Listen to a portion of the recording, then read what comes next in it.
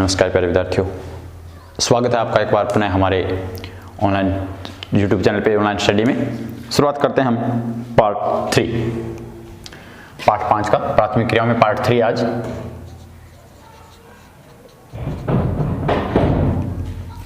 Part 3 आज हम पढ़ रहे हैं कृषि के बारे में पढ़ रहे हैं। कृषि किसे कहते हैं? तो देखिए, खेत जोतना,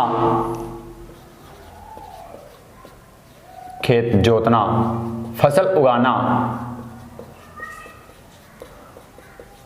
और पशुओं का पालन पोषण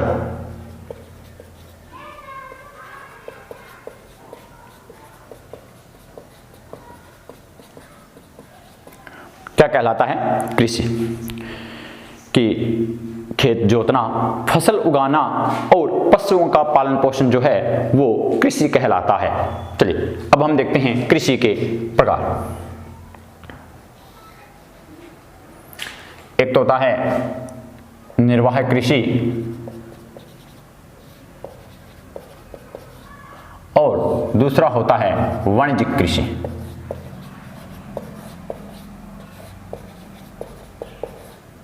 देखिए स्टूडेंट्स, एक तो होती है निर्वाह कृषि और दूसरी होती है वाणिज्यिक कृषि। जैसा कि नाम से स्पष्ट है, निर्वाह कृषि, जो कृषि व्यक्ति अपने परिवार के भरण पोषण के लिए यानी पालन पोषण के लिए, पेट पालने के लिए करता है, उसको शाब्दिक अर्थ में निर्वाह कृषि कहते हैं। तो निर्वाह कृषि उसको दो भागों में बांटा गया है। पहला है आदिम निर्वाह कृषि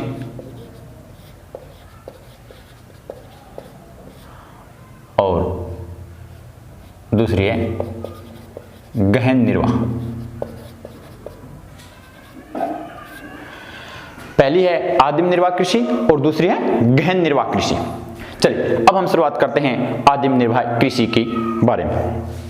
आदिम निर्वाह कृषि, जैसा कि नाम से स्पष्ट है कि आदिम निर्वाह कृषि बिना किसी आधुनिक तरीके के, बिना किसी वैज्ञानिक पद्धति के जो कृषि की जाती है उसको हम आदिम निर्वाह कृषि कहते हैं। तो ये क्या होता है?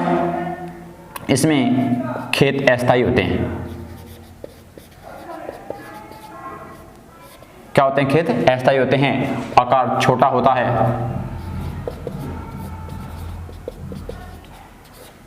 और औजार जो होते हैं वो प्राचीन होते हैं। प्राचीन कैसे? जैसे फावड़ा, लकड़ी और कुदाली।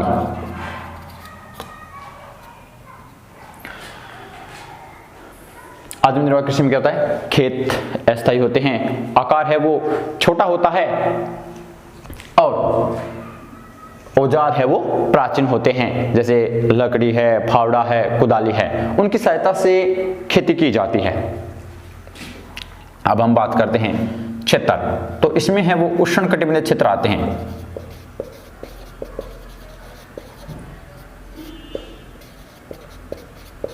इसमें उष्णकटिबंधीय क्षेत्र आते हैं, जैसे दक्षिण पूर्वी एशिया, दक्षिण मध्य अमेरिका और अफ्रीका।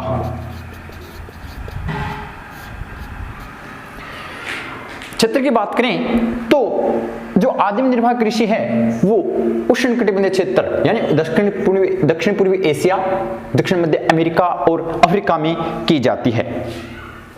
तो इसमें क्या होता है?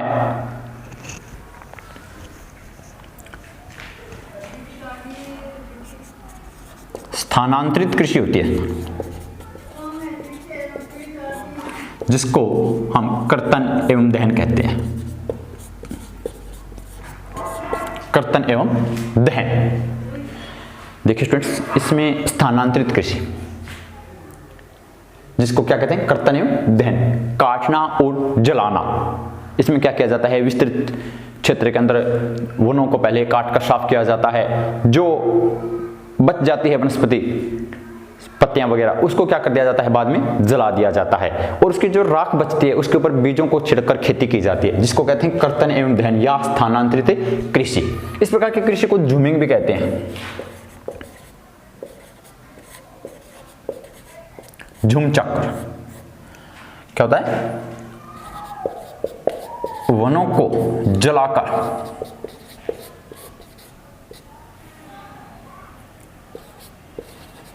को जलाकर राख में खेती की जाती है।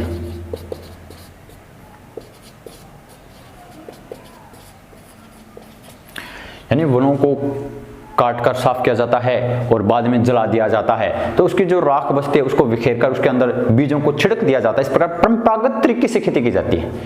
याद रखें, आदिम निर्वाह कृषि में परंपरागत तरीके से कृषि की जाती है। तो इसकी समस्या देखते हैं। प्रमुख समस्या ये होती है कि इसमें 3 से 5 वर्षों में क्या होता है, 3 से 5 वर्षों में भूमि का उपजाऊपन नष्ट हो जाता है। भूमि का उपजाऊपन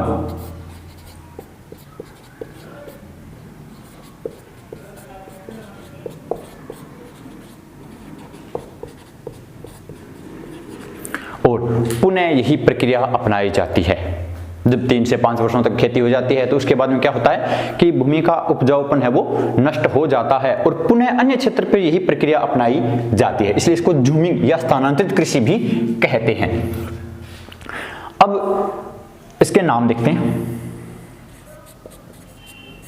किस नामों से जानी जाती है। देखिए स्टूडेंट्स, ये भारत के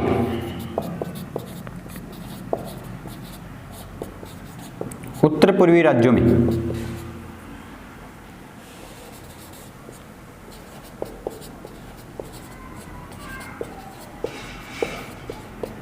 झूमिंग नाम से जानी जाती है। भारत के उत्तरी पूर्वी राज्यों में इस प्रकार की यानी स्थानांतरित कृषि को झूमिंग नाम से जाना जाता है, जबकि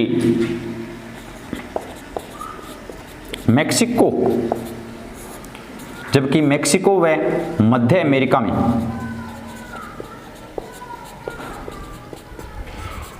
ऐसी खेती को मैक्सिको व मध्य अमेरिका में इस प्रकार की कृषि को मिल्पा नाम से जाना जाता है। मिल्पा।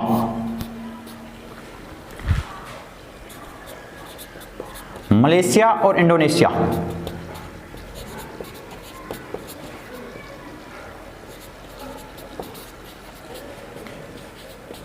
व इंडोनेशिया में इस प्रकार की कृषि को लादांग नाम से जाना जाता है। देखिए स्टूडेंट्स कि भारत में इस प्रकार की कृषि को यानी स्थानांतरित कृषि को उत्तरी पूर्वी राज्यों में, भारत के जो उत्तरी पूर्वी राज्य है, असम है, वहाँ पे मेघालय, इस प्रकार के राज्यों में यहाँ झूमिंग नाम से जाना जाता है, जबकि मैक्सिको व मध्य अमेरिका में मिल्पा नाम से जाना जाता है और मलेशिया तथा इंडोनेशिया में इस प्रकार की कृषि को लादांग नाम से जाना जाता है। चलिए अब हम पढ़ते हैं गहन निर्वाह कृषि।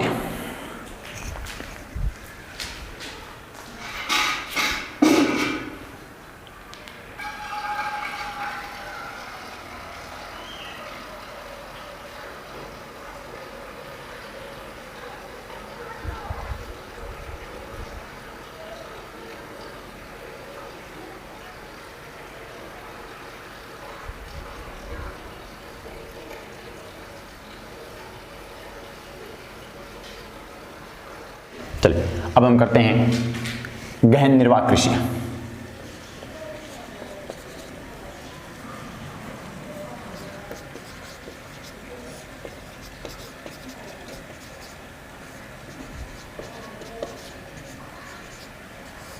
कि गहन निर्वाह कृषि इसमें क्या होता है कि प्रति व्यक्ति इसमें उत्पादन अधिक प्राप्त करने के लिए, उत्पादन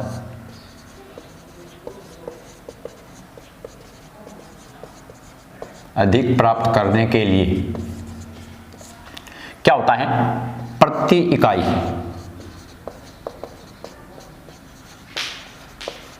अधिक पूंजी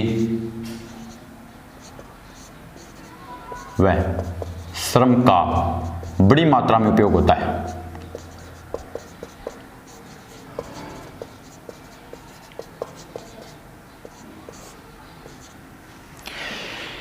गहन निर्वाह कृषि नाम से स्पष्ट है, गहन यानी गहरी कृषि की जाती है। उत्पादन अधिक प्राप्त करने के लिए क्या होता है, उत्पादन अधिक प्राप्त करने के लिए क्या किया जाता है, प्रति इकाई में अधिक पूंजी और श्रम का बड़ी मात्रा में उपयोग किया जाता है। तो पढ़ते हैं गहन निर्वाह कृषि, इसको भी दो भागों में बांटा गया है। एक तो है चावल प्रधान गहन निर्वाह कृषि,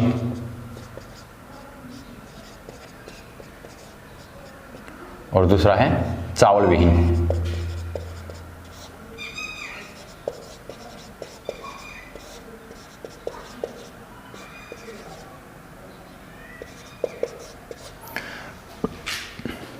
गहन निर्वाह कृषि को दो भागों में बांटा गया है, चावल प्रधान गहन निर्वाह कृषि और चावल विहीन या चावल रहित गहन निर्वाह कृषि। चलिए अब हम शुरुआत करते हैं चावल प्रधान निर्वाह कृषि की। इसमें क्या होता है, स्थायी कृषि होती है।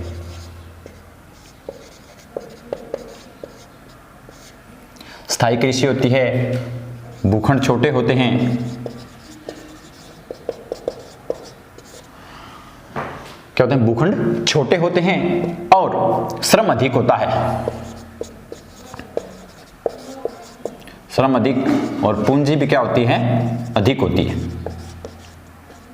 श्रम व पूंजी का अधिक मात्रा में उपयोग होता है। परिवार के सदस्य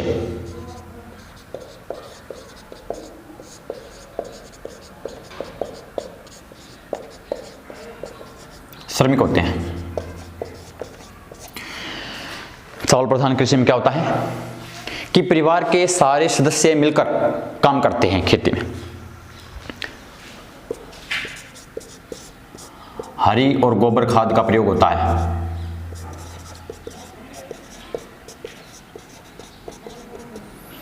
तो देखिए, जब स्थायी कृषि होती है और परिवार के सदस्य मिलकर श्रमिक के रूप में कार्य करते हैं, हरी खाद और गोबर खाद का जब गोबर का प्रयोग किया जाता है तो क्या होता है कि साल में वर्ष में 2 से 3 फसलें ली जाती है।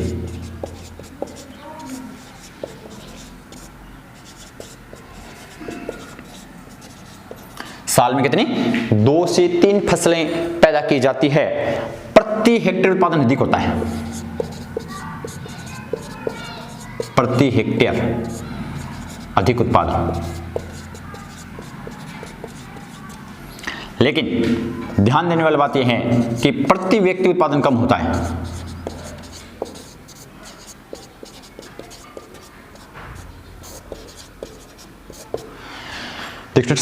कि वर्ष में गहन चावल प्रधान गहन निर्वाह कृषि में क्या होता है कि वर्ष में 2 से 3 फसलें प्राप्त की जाती है। साल में 2 से 3 फसलें पैदा होती है सिंचाई के द्वारा। लेकिन क्या होता है, प्रति हेक्टेयर उत्पादन तो अधिक होता है उनका। अगर हम हेक्टेयर के हिसाब से देखें, अपने हिसाब से बोलें तो बीघा होती है अपनी, जैसे पंजाब में होती है, हरियाणा हेक्टेयर होते हैं पंजाब में, तो अपने हिसाब से देखें तो प्रति हेक्टेयर या यूं कहें प्रति बीघा उत्पादन तो क्या होता है, काफी ज्यादा होता है अपने राजस्थान की तुलना में। लेकिन जब इनकी मेहनत देखी जाए, हमने देखा परिवार के सारे सदस्य मिलकर काम करते हैं। अगर उस व्यक्तियों की संख्या देखें, वहां पे संलग्न व्यक्तियों की संख्या देखें, श्रमिकों की संख्या देखें, तो उनके हिसाब से प्रति व्यक्ति उत्पादन क्या होता है, कम होता है। तो प्रमुख क्षेत्र देखते हैं इसके।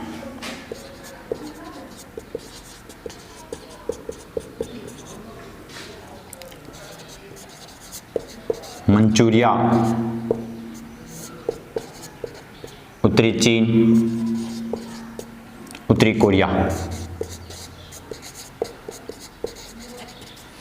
आदि क्षेत्र है वो इसमें आते हैं। अब हम पढ़ते हैं चावल विहीन गहन कृषि।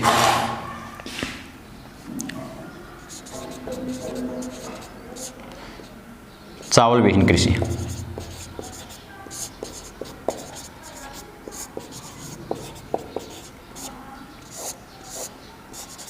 इसमें प्रमुख फसल जो है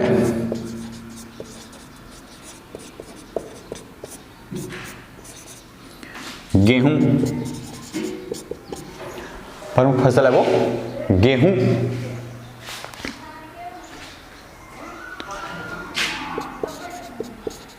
जौ, ज्वार, बाजरा, सोयाबीन आदि। यानी नाम से ही स्पष्ट है चावल विहीन, चावल रहित जो कृषि होती है इसके अंतर्गत कौन सी आती है? मुख्य फसल है गेहूं है, सोयाबीन है, ज्वार है, बाजरा है, राई, ये फसलें हैं वो मुख्य रूप से शामिल है।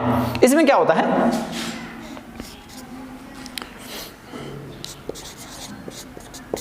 100 सेमी से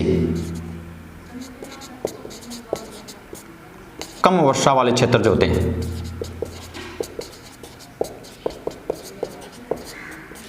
क्या करनी पड़ती है भाई? सिंचाई करनी पड़ती है।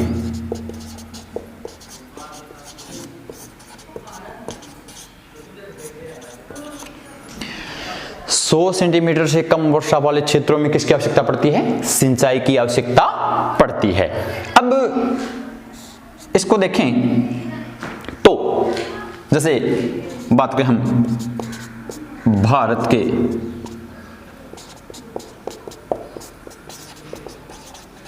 गंगा ब्रह्मपुत्र के मैदानों में क्या होता है? गेहूं उत्पादित होती है।